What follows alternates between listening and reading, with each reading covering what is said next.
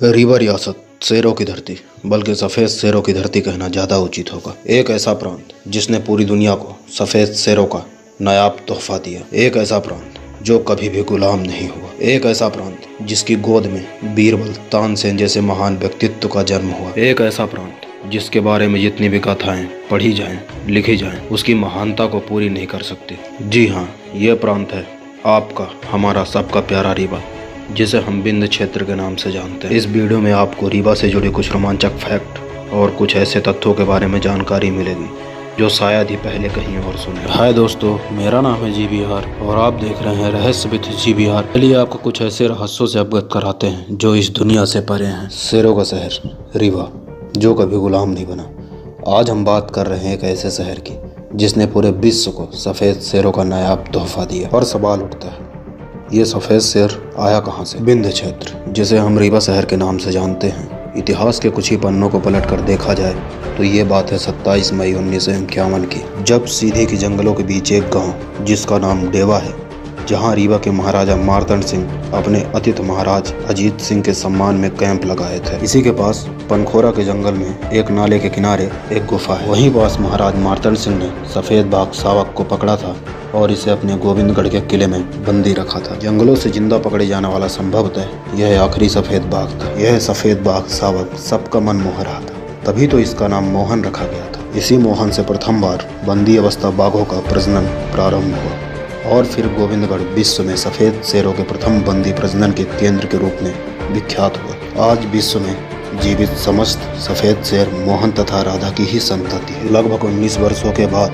18 दिसंबर 1969 को मोहन की मृत्यु हो गई तथा जुलाई 1976 को गोविंदगढ़ में अंतिम सफ़ेद बाघ विराट की मृत्यु के साथ ही बिंद में सफ़ेद बाघ इतिहास में खो गए। हालांकि मोहन के अस्थि पंजर आज भी रीवा के म्यूजियम में रखे हुए हैं। आखिर क्यों रीवा किसी का गुलाम नहीं हुआ? बहुत पूर्व रीवा रियासत की स्थापना लगभग 1400 ईस्वी में बघेल राजपूतों द्वारा की गई थी। इतिहासकारों की माने तो रीवा कभी गुलाम इसलिए भी नहीं हुआ क्योंकि यहाँ के राजा बहुत ही पराक्रमी और स्वाभिमानी थे। यहाँ 35 पुश्तों तक बघेल राजाओं का राज रहा।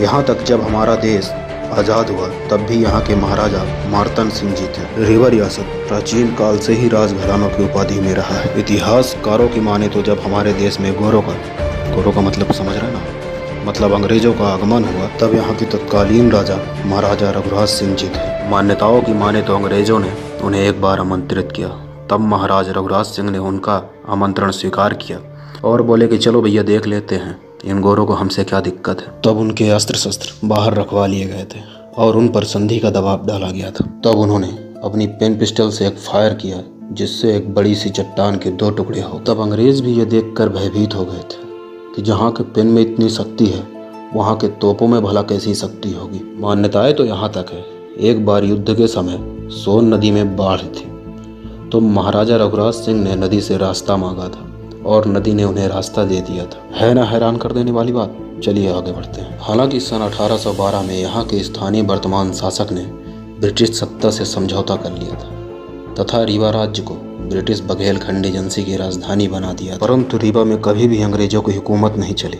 यहाँ के तत्कालीन शासक ही यहाँ राज किए हैं। जैसा कि आप जानते हैं, राजाओं महाराजाओं के लिए शेर का शिकार शान माना जाता था, तो एक अनुमान के हिसाब से महाराजा रघुराज सिंह ने 39 बाघों का शिकार किया तथा वेंकटरमण सिंह ने 558, गुलाब सिंह ने 619 तथा महाराजा मार्तंड सिंह ने 85 बाघों का शिकार किया। भला ऐसे वीर सपूत जिस धरती में हो वो कैसे गुलाम हो सकती थी? बीरबल, तानसेन जैसे महान व्यक्तित्व का जन्म। बीरबल बुद्धिमान, हाजिर जवाब और लोगों को लाजवाब कर देने वाले। शहंशाह अकबर के 9 रत्नों में से एक बीरबल, जिनका नाम महेश दास दुबे था और वो मध्य प्रदेश के सीधी जिले के घोघरा में पैदा हुए। कहा जाता है कि घोघरा गांव में ही बीरबल के पिता गंगादास का घर हुआ करता था। यहीं उनकी माता अनाभा देवी ने 1528 में रघुबर और महेश नाम के जुड़वा बच्चों को जन्म दिया था। कहा जाता है कि बीरबल की 37वीं पीढ़ी आज भी इसी घोघरा नामक गाँव में रहती है। खैर, बीरबल की और अधिक जानकारी हम आपको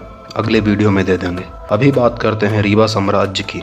तो रीवा रियासत के दूसरे महान व्यक्तित्व थे तानसेन। भला कौन नहीं जानता होगा संगीत सम्राट तानसेन। इतिहास गवाह है कि अकबर के दरबार में 9 रत्नों में से एक बीरबल और एक तानसेन थे।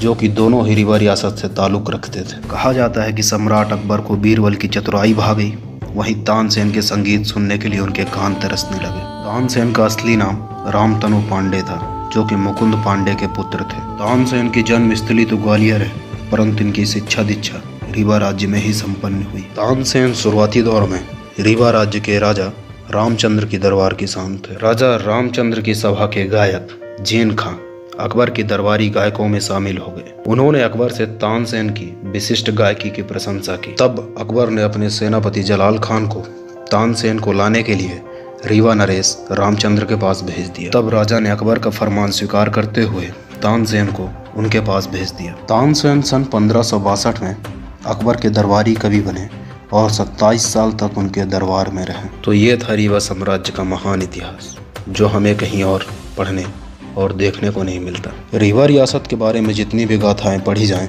लिखी जाएं, रीवा साम्राज्य की महानता कभी भी पूरी नहीं हो सकती। अगर आपको ये जानकारी अच्छी लगी हो, अगर आपको अपने रीवा बघेली का इतिहास, बघेली का जन्म या फिर रीवा प्रांत से जुड़ी कोई और भी जानकारी जानना हो, तो आप हमें कमेंट में बता सकते हैं।